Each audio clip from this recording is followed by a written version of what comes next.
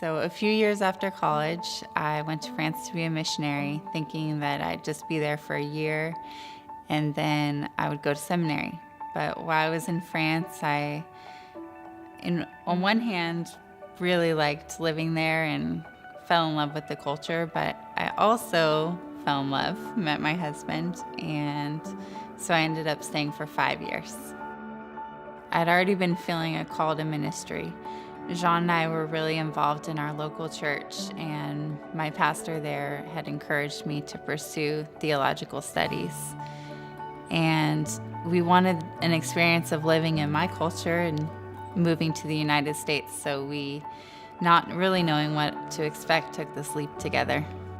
I'm taking an independent study with Professor Jacqueline Lapsley this semester, and I'm looking at a text, Genesis 24. We worked from the original language, translating from Hebrew and doing exegesis on the text.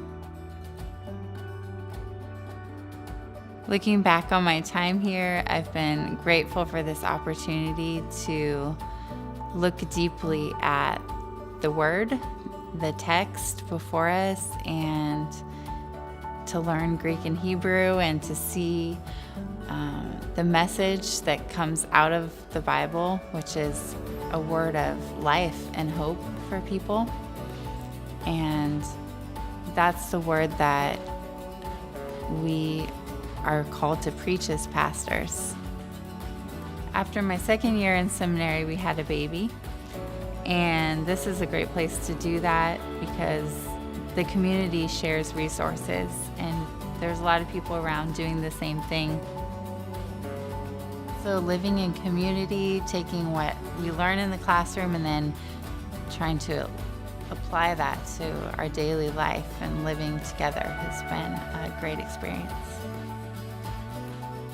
One of the things that's so exciting about being a pastor is that you get to participate in God's work in the church. And although God is present in every vocation and everywhere in the world, I think the church is still a special agent of God's change.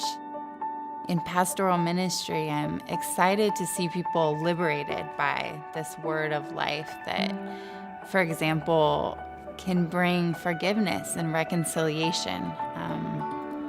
Just as we've been reconciled to God through Christ, we have this hope now that we can be reconciled to one another.